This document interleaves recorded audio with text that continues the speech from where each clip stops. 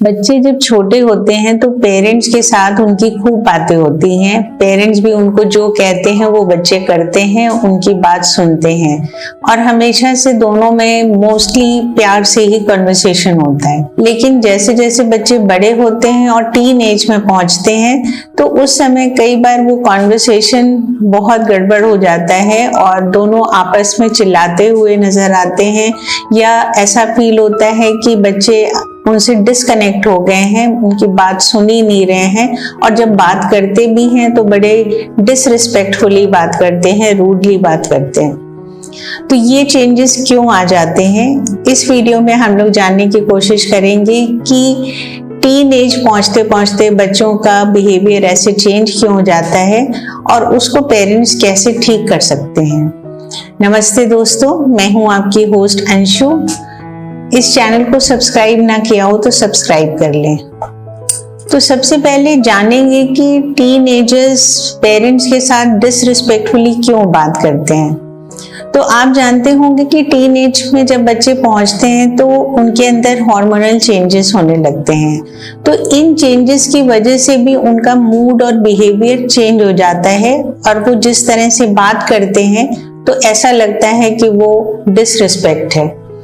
कई बार उनको communication skills इतनी अच्छी नहीं होती और उनको बोलने का तरीका नहीं मालूम कि कैसे बात की जाए, तो वो अपने वर्ड्स को जो एक्सप्रेस करते हैं वो ऐसा फील होता है कि वो डिसरिस्पेक्ट कर रहे हैं। इसके अलावा बच्चे कई बार अपने स्कूल में या फ्रेंड सर्कल में ऐसे लोगों से मिलते हैं जो डिसरिस्पेक्टफुली बात कर रहे हैं और उसको वो बच्चे अननोइंगली फॉलो करते हैं। बच्चों के फ्रेंड्स में अगर कोई ऐसे हैं जो इस तरह से बात करते हैं तो बच्चों का बोलने का तरीका कई बार चेंज हो जाता है। इसके अलावा बच्चों में कई बार कुछ स्ट्रेस होते हैं अपने करियर को लेके, पढ़ाई को लेके या किसी और चीज में जिसमें उनको परफॉर्मेंस दिखानी है। इन सब चीजों को लेके जो प्रेशर होता है उसके कारण भी जब वो बोलते हैं तो उनका इरिटेशन डिसरिस्पेक्ट के फॉर्म में दिखाई पड़ता है। टीन एज में यूजुअली बच्चे इंडिपेंडेंस चाहते हैं। वो चाहते हैं कि पेरेंट्स थोड़ा सा कम इंस्ट्रक्शंस दें और जब वो ज्यादा हो जाता है तब भी उसका रिएक्शन डिसरिस्पेक्ट की तरफ हो जाता है।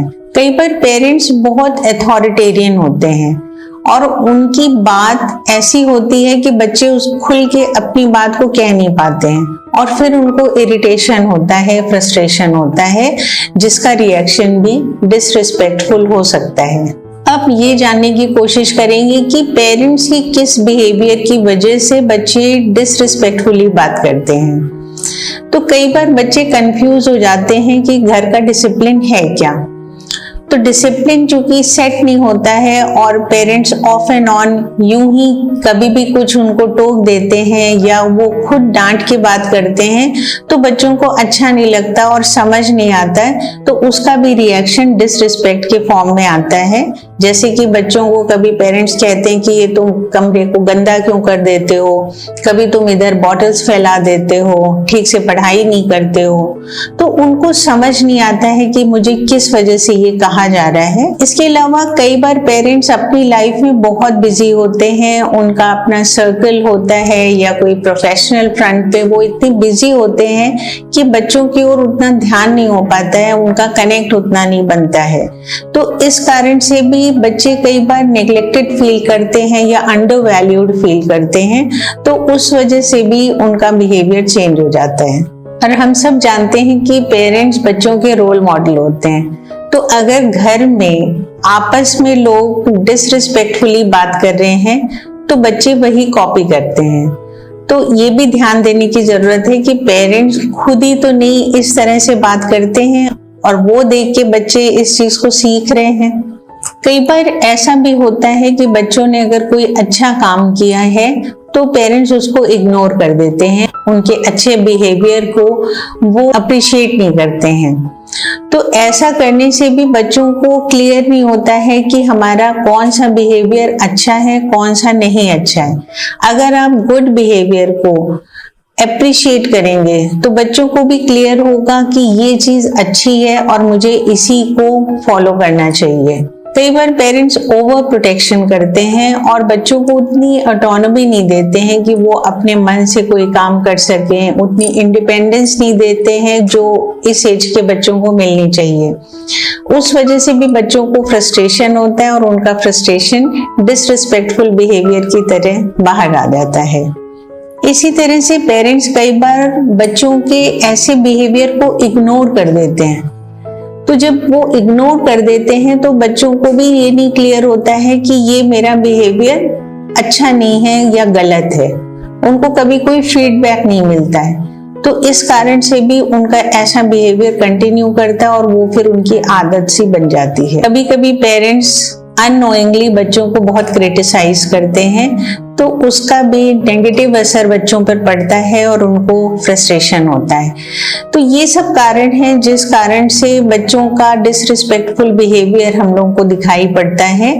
तो हमें ध्यान देना होगा कि कहीं ऐसा तो नहीं कि पेरेंट्स हम ही से कुछ ना कुछ गलती हो रही हो और हम उसको इग्नोर कर रहे हैं, हम खुद भी समझ नहीं पा रहे हैं कि ये बच्चों का बिहेवियर हमारे कारण हो रहा है।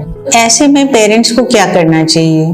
सबसे पहले अपने खुद के बिहेवियर को समझें कि हम लोगों से क्या मिस्टेक हो रही है और उसको इम्प्रूव करने की कोशिश करें। और जब भी बच्चे कभी फ्रस्ट्रेट हो रहे हों और कुछ अपनी बात को कह रहे हों, तो आप एकदम से रिएक्ट मत करिए। अगर बच्चे कुछ कह रहे हैं तो आप सुनिए और समझने की कोशिश करिए कि उसका ये बिहेवियर कहाँ से क्रिएट हो रहा है, क्या रीजन हो सकता है। तो उस समय कूल होकर आप शांत होकर उसकी बात को सुनिए और उसको समझाने की कोशिश करिए। उसके बाद भी अगर बच्चों का बिहेवियर ऐसे ही कंटिन्यू करता है तो बच्चों को फीडबैक दीजिए कि उनका ये बिहेवियर आपको अच्छा नहीं लगा, आपको हर्ट करता है। आप जब तक बच्चों को कुछ बताएंगे नहीं तो उनको कैसे पता चलेगा। उनको अच्छे और बुरे में दोनों में डिफरेंस बताना बहुत जरूरी है। तो ये चीज आपको ही कम्युनिकेट करनी पड़ेगी कि ये बिहेवियर जो बच्चों का है ये अच्छा नहीं है, इससे आपको हर्ट होता है और वो जिसके साथ भी ऐसे बात करेंगे उसको हर्ट होगा। तो सबसे पहले आपको खुद को शांत रखना है और उनको फीडबैक देना है विद अ लविंग टोन। अपनी टोन को ध्यान रखिए, कभी भी आप बच्चों से ऐसे बात ना करें कि उनको खराब लगे वो। इसके अलावा आपको घर के जो रूल्स हैं, कुछ काम हैं, जो भी एक्सपेक्टेशन बच्चों की है वो बच्चों तक ठीक से कम्युनिकेट हो जानी चाहिए। अगर घर के कुछ रूल्स बने हैं तो वो बच्चों के साथ शेयर करिए। अगर आप उनसे कुछ काम की एक्सपेक्टेशन रखते हैं तो वो भी उनको बताइए और उनसे बात करके देखिए कि वो इसमें एग्री कर रहे हैं कि नहीं कर रहे हैं। ऐसा ना करिए कि हर चीज को इम्पोज करिए, उनका पॉइंट ऑफ व्यू समझिए और फिर उन रूल्स को फॉलो कराइए। और ऐसा नहीं है कि हर बिहेवियर को आपको उसी समय ठीक कर देना है। आप उस समय बात को खत्म कर दीजिए और जो भी सॉर्ट आउट करना है वो तभी करिए जब बच्चे का भी मूड ठीक हो और आपका भी मूड ठीक हो। बच्चों के साथ क्वालिटी टाइम स्पेंड करिए। आपका उसके साथ कनेक्ट अच्छा होना बहुत जरूरी है। जब आपका कनेक्ट अच्छा होगा, स्ट्रॉन्ग बॉन्ड होगा, तो बच्चे आपको भी समझेंगे और आपकी बात बच्चों तक भी जाएगी। तो ये तभी पॉसिबल है जब आप बच्चों के साथ कुछ समय अलग से बिताते हैं और कुछ एक्टिविटीज करते हैं, कुछ फैमिली टाइम ऐसा रखते हैं जिसमें बच्चे अपनी बातें भी बताएं आपसे, आपकी बातें सुने और किसी न किसी एक्टिविटी में इन्वॉल्व हों। तो इसका जरूर ध्यान दीजिए कि बच्चों के साथ आपको एक स्ट्रॉन्ग बॉन्ड बना के रखना है, वो बिना क्वालिटी टाइम स्पेंड किए बन ही नहीं सकता है। आपको अपना बिहेवियर भी रिस्पेक्टफुल रखना है। तो आप ध्यान रखिए कि घर में सभी लोग, जितने भी मेंबर्स हैं, सब आपस में रिस्पेक्टफुली बात करें, क्योंकि वही बच्चे देखते हैं और उसको सीखते हैं। तो अगर इस तरह की चीज हो रही है तो अपने बिहेवियर को चेंज करिए, वो आपके लिए भी अच्छा है और बच्चों के लिए भी अच्छा है। बच्चों के साथ ओपन कम्युनिकेशन होना चाहिए। अगर कोई बात आपको अच्छी नहीं लग रही है तो उसके साथ बैठ के डिस्कस करिए और बच्चों के हिसाब से क्या प्रॉब्लम आ रही है वो समझिए। हर बार पेरेंट्स ही सही नहीं होते हैं, कुछ चीजें बच्चों की भी ठीक होती हैं, बस उनको कहने का तरीका नहीं आता है, तो आपको वो सिखाना है। पर उनकी बात को सुनिए, समझिए और ये भी ध्यान रखिए कि सब कुछ करने के बाद भी आप देखेंगे कि कई बार रिजल्ट्स एकदम से नहीं दिखाई पड़ते हैं या बहुत टाइम लगता है, तो कोई बात नहीं, आप उसको पेशेंस के साथ वेट करिए। धीरे धीरे चेंज आता है कई बार, लेकिन आता जरूर है। अगर आप अपने बिहेवियर को चेंज करेंगे तो बच्चों के अंदर जल्दी या लेट लेकिन चेंज आप जरूर देखेंगे। इन सब के बाद भी अगर आपको लग रहा है कि कोई भी चीज लिमिट से बाहर हो गई है और आप इसको नहीं हैंडल कर पा रहे हैं, तो आपको बेटर होगा कि काउंसलर की मदद लेनी चाहिए।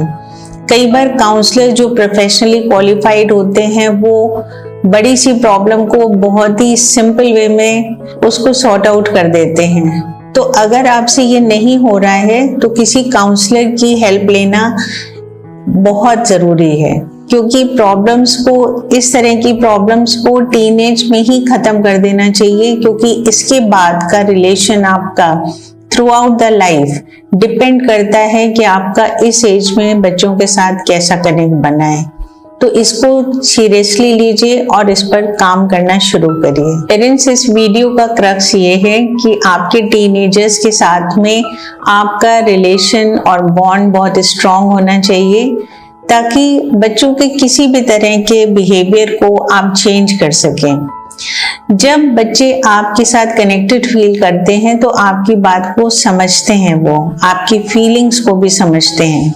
तो इस तरह की बिहेवियर को अगर आप टैक्टफुली हैंडल करेंगे, पेशेंस रख के उसको चेंज करने की कोशिश करेंगे, तो जरूर चेंजेस आएंगे। तो मिलते हैं नेक्स्ट वीडियो में किसी नए टॉपिक के साथ। तब तक इस वीडियो को लाइक एंड शेयर करिए और कमेंट करके बताइए कि ये वीडियो आपको कैसा लगा। Thank you.